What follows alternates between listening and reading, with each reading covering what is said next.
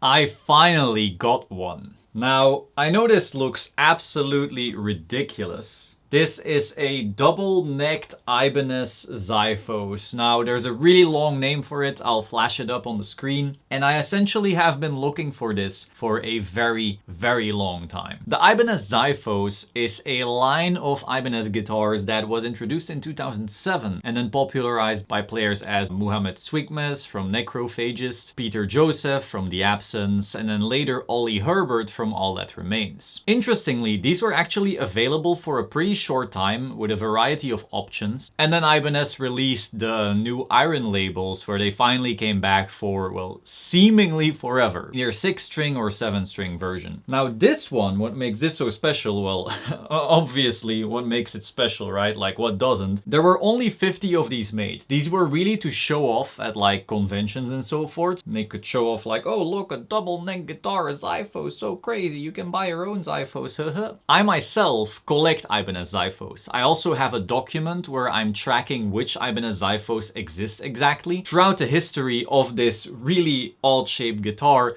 a bunch of variations have been brought out, and not all of them are properly documented. I can make a whole video about that. Let me know in the comments down below if you want to see a history of the Ibanez Xiphos type video. I'm trying to collect as many different ones as possible, and so for 3 years now, I have had searches on Reverb saved that basically emails me whenever a new Ibanez Xiphos pops up on the market. For 3 years, I have been looking for the double-necked version, and finally one came for sale, and so I instantly had to buy it. Bringing us to right here, I'm finally an excited owner of one of these beautiful babies. So we have two Xiphoses fused together here essentially. On the bottom we have a 6-string with a flying tremolo. I think this is an Edge 3. A variety of different Edge variants have been on the Xiphoses throughout the ages. And you have the DiMarzio deactivator pickups. These were on a bunch of the Xiphoses back in the day. Like if you had the XPT1400, the Chameleon versions, they would have these. If you then later had the Shadow matte green type,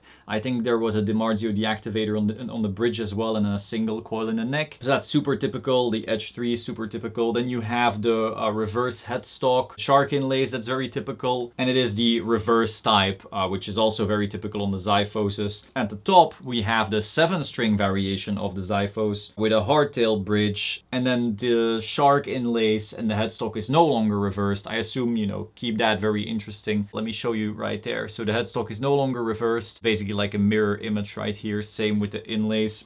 Looks really insane. In terms of color, this is like a gray matte type of finish. Not chameleon like some of the other Ibanezes. Now before I play, actually, also very interesting, these Xiphoses are usually very ergonomic because, let me hold it right here, you have like this piece sitting between your legs, and then the other fin, let's say, rests on your leg, which allows you to play in classical position, which is actually something I prefer. Now, in these, yeah, I mean, ergonomics are out of the window, right? You would think at least. But because you still have this point right here, that's still resting on your leg, I put it now between my legs, and I can still play in classical position. You know, the bottom guitar is basically like a regular guitar right now, like a regular Xiphos in classical position, and the top half of the guitar is now as if I'm playing a guitar in classical position with a strap extremely up high.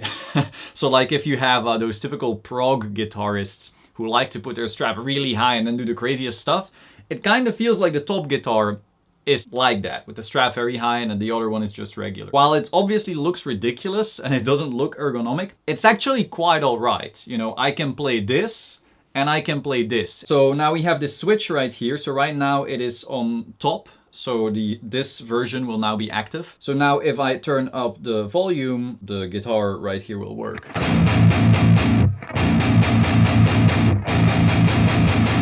I just got this today, so I have not done a proper setup yet. I have not changed the strings yet. It's possible that it'll sound even better once you do, you know, proper setup. This has been in transit for a week, probably very cold and so forth. But yeah, this thing sounds insane.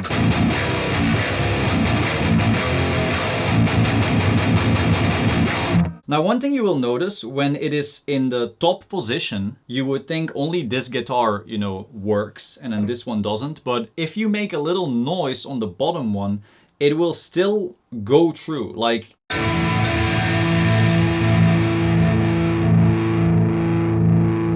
perhaps these strings start making sound while I hit the bottom ones. But of course, who's gonna play the bottom half while putting the switch at the top? I'm gonna make this beautiful guitar slightly uglier by putting a fret wrap on, because I suck at muting.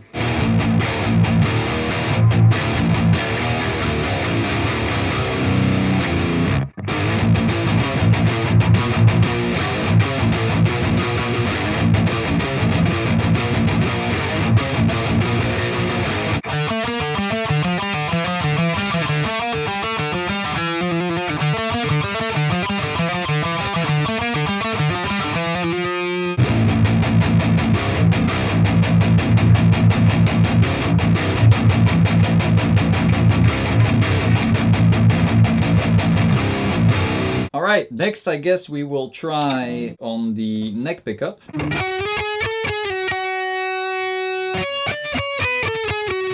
Next up, let's switch to the bottom half of the guitar. So now I've been playing, you know, on this top half, going up.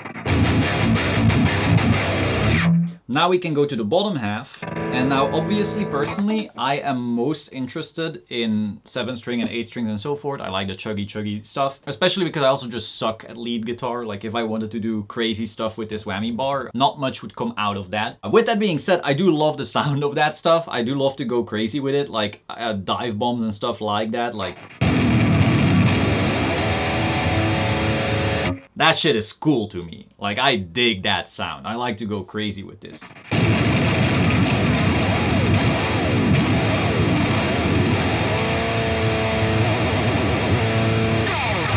That's cool.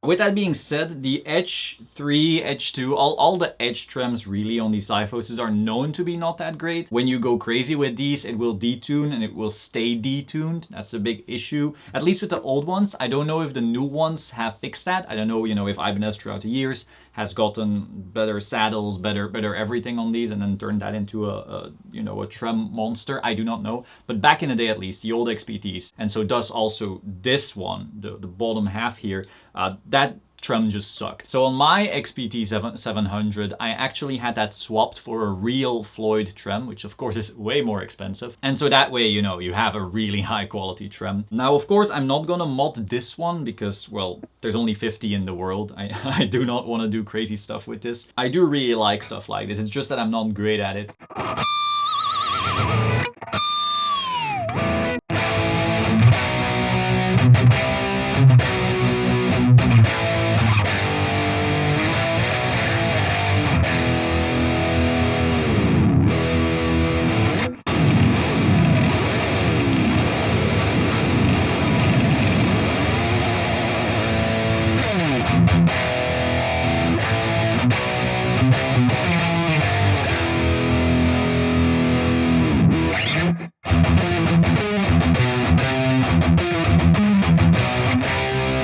Overall, really, this video is just an excuse for me to nerd out about a really awesome guitar. And so I figured, you know, I'd just share a little bit. I'm super excited to have this. I'm still looking for other Xiphoses. And how about we make a quick demo with this guitar? I'll try to use both sides, you know, however much I can pull out of them.